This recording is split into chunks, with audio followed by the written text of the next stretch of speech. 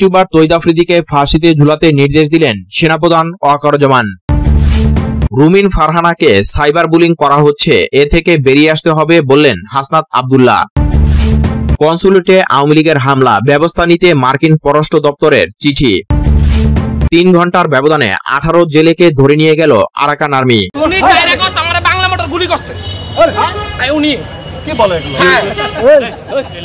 উনি তো পার্টি করে এখানে। না না না, উনি আমাদের চাইলে বাংলা মোটরে গুলি করতে। উনি কি বলে? আমি সামনে আপনারা ওনারা গ্রেফতার করবেন এখন। না না না, আমার পায়ে গুলি করছে স্যার, আপনারা এদিকে আসেন। না না না, উনাকে গ্রেফতার করবেন। আমি আহত, আমি গুলি খাইছি পায়ে। কি করে ডকুমেন্ট? এই কি বলে? এদিকে আসেন। এটা বারিশ কি তোমার?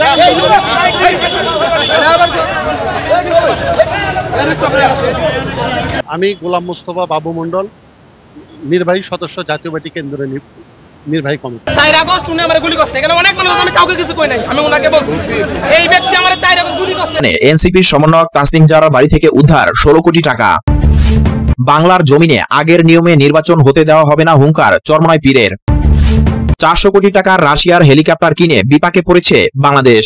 গণ অধিকার পরিষদের একাংশের নেতা নুরুল হক নূরকে গতকাল যৌথ বাহিনী সম্মিলিতভাবে বেধড়ক পিটিয়েছে। শেষ খবর পাওয়া পর্যন্ত নুরুল হক নূরের অবস্থা আশঙ্কাজনক। তার শরীরের বিভিন্ন জায়গা থেকে ব্লিডিং হচ্ছে, ইন্টারনাল ব্লিডিং হচ্ছে। তাকে ঢাকা মেডিকেলে আইসিইউতে রাখা হয়েছে। রাশেদ খান, নূরের যে সাধারণ সম্পাদক, সে নিশ্চিত করেছে নূরের অবস্থা আশঙ্কাজনক, বাঁচা মরার সম্ভাবনা 50-50, অর্থাৎ যে কোনো সময় নূর সৃষ্টিকর্তার ডাকে সাড়া দিয়ে উপারে চলে যেতে পারে। সুপ্রিয় দর্শক, নতুন একটি ভিডিওতে আপনাদের স্বাগতম। ভিডিওটি যারা অন করেছেন তাদেরকে বলবো ভিডিওটি না টেনে সম্পূর্ণ ভিডিওটি দেখার অনুরোধ রইল, কারণ আজকের ভিডিওটিতে অনেক গোপন তথ্য জানতে চলেছেন।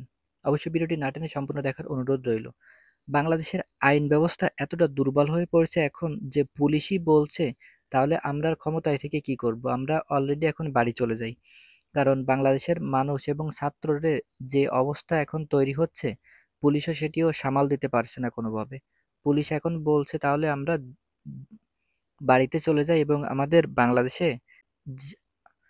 বাংলাদেশের আইন এতটা খারাপ অবস্থায় চলে গেছে যে আমাদের আর কোনো কিছুই করার নেই। তাহলে শুধু শুধু আমরা চাকরি করে কি করব?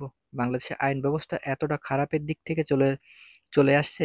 বাংলাদেশের পুলিশ যদি এই কথা বলে, তাহলে বাংলাদেশের জানমাল এবং জনগণের নিরাপত্তা কে দিবে? তাহলে বাংলাদেশের মানুষ এখনো কতটা অসহায়ের ভিতরে পড়ে আছেন সেটি আপনারা খুব ভালোভাবেই বুঝতে পারছেন। তাহলে আমি আর কথা না বাড়িয়ে সম্পূর্ণ ভিডিওটি দেখার অনুরোধ রইল ধারাবাহিকভাবে।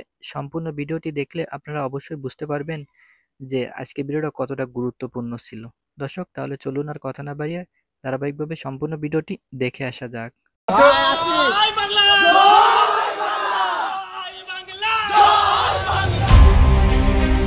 জয় বাংলা স্লোগান দিতে দিতে আদালতে প্রবেশ করেন নিষিদ্ধ ঘোষিত ছাত্রলীগের নেতাকর্মীরা। আদালত প্রাঙ্গণে প্রবেশের সময় তাদের কয়েকজন উচ্চস্বরে স্লোগান দিতে দেখা যায়। হঠাৎ এই স্লোগানে আদালত এলাকায় উত্তেজনা ছড়িয়ে পড়ে।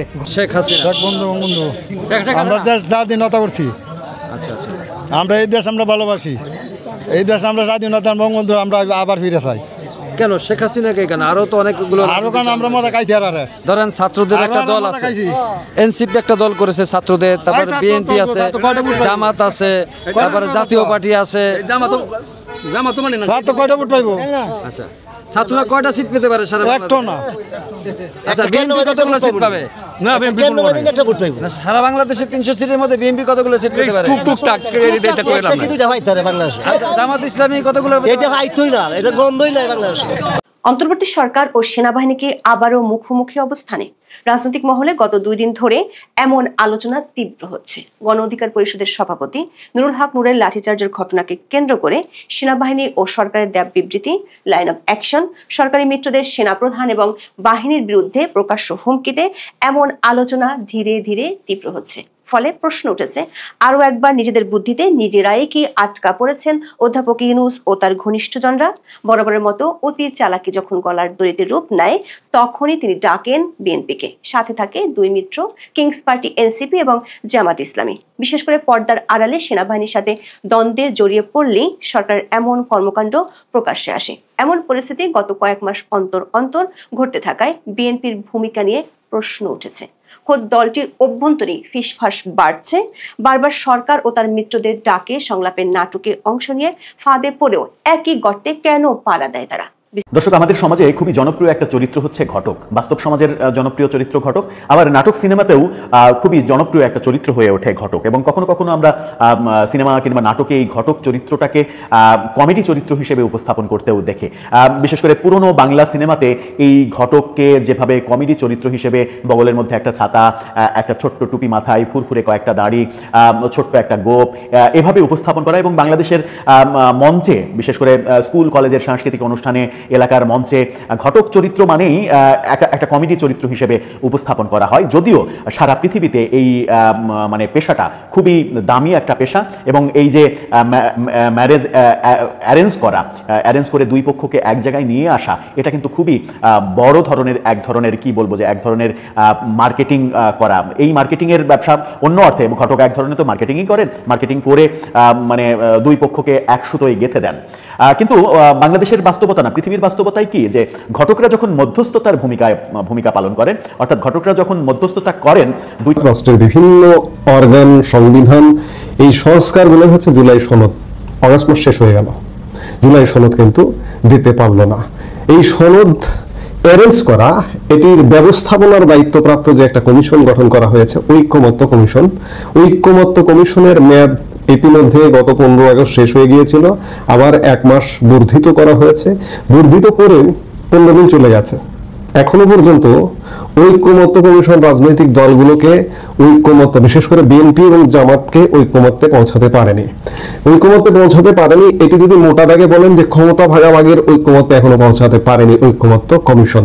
আর মাত্র 15 দিন মেয়াদ আছে। এর মধ্যে যদি না পারে তাহলে আবার হয়তো মেয়াদ বাড়বে। কিন্তু সত্যিকার অর্থে দেশটাকে তারা কিভাবে ভাগ করবে, কিভাবে খাবে, খুবলে খাবে নাকি পুরো গিলে খাবে, এই ভাগাভাগিটা এখনো পর্যন্ত কমপ্লিট করতে পারেনি ঐক্যমত্য কমিশনের মাধ্যমে। এই যখন অবস্থা, তখন ঐক্যমত্য কমিশনের বাইরে বিএনপি জামাতের মধ্যে আলোচনা শুরু হয়েছে। এই যে অফিসিয়াল যে আলোচনা হয় ঐক্যমত্য কমিশন, এই অফিসিয়াল আলোচনার বাইরেও আনঅফিসিয়াল, অপ্রকাশিত আলাপ আলোচনা বিএনপি জামাতের মধ্যে শুরু হয়েছে। এর উদ্দেশ্য হলো দুই দলের মধ্যে সৃষ্ট বিরোধের অবসান। জামাত অনেকগুলো শর্ত আরোপ করেছে। এর মধ্যে পিআর পদ্ধতি, সংস্কার, বিচার এবং জুলাই সনদ নিয়ে প্রকাশ্যে মতবিরোধ দেখা দিয়েছে, যে কারণে অনেকেই যথাসময়ে নির্বাচন নিয়ে সংশয় প্রকাশ করেছেন। পর্দার আড়ালে একটি মহল দুই দলের মধ্যে মতবিরোধ দূর করবার উদ্যোগ নিয়েছে। বাংলাদেশের একটি গণমাধ্যম বলছে যে এই লক্ষ্যে গত মঙ্গলবার দুই দলের মধ্যে একটি বৈঠক অনুষ্ঠিত হয়। বৈঠকে বিএনপির পক্ষে একজন এবং জামাতের পক্ষে দুজন শীর্ষস্থানীয় নেতা উপস্থিত ছিলেন। ঘণ্টা দুয়েক আলোচনার পরেও এই বিষয়ে তারা একমত হতে পারেনি, অর্থাৎ ক্ষমতা ভাগাভাগি কিভাবে কি হবে এগুলোতে একমত হতে পারেনি। ফলে মাঝপথে আলোচনা থেমে গেছে।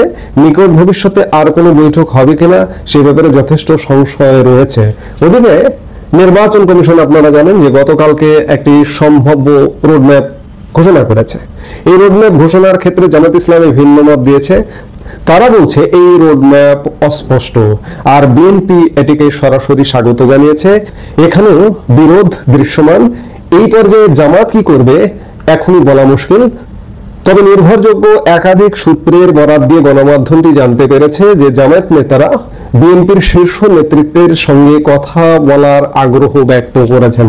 অর্থাৎ বিএনপি জামাত ক্ষমতার ভাগাভাগির প্রশ্নে এবং আগামীর ক্ষমতা মসনদ ডিজাইনের প্রশ্নে আবারও আলাপ করবে। এবং আলটিমেটলি আওয়ামী লীগের জন্য এটি সুখবর, এখনো পর্যন্ত সুখবর যে ফ্যাসিবাদ বিরোধী জোট, যারা আওয়ামী লীগকে ফ্যাসিস্ট বলে, কিন্তু এখন কি সেটি দেশের মানুষ দেখছে, দেশবাসী দেখছে। এখন এরা ফ্যাসিবাদ বিরোধী জোট। এই ফ্যাসিবাদ বিরোধী জোট আবার বৈঠক, পাল্টা বৈঠক করবে মাস্ট। আওয়ামী লীগের প্রশ্নে এরা যতই মারামারি হন এবং দলের অক্ষ ঠিক রাখতে আওয়ামী লীগ তাকে সভাপতি, সভানেত্রী পদ দিয়ে আবার দেশে ফিরিয়ে আনে। এখন 96-তে প্রধানমন্ত্রী হয়ে শেখ হাসিনা দেশ পরিচালনায় মোটামুটি ভালোই দেশ পরিচালনা করেছেন, কিন্তু বিগত 15 বছরের শাসনে ব্যাপক উন্নয়ন করলেও তিনি গণতন্ত্রের জন্য দানব হয়ে ওঠেন, এইটাও আবার সত্য। বিশেষ করে জোর করে ক্ষমতায় থাকতে গিয়ে হত্যা, গুম, বিরোধী দমন,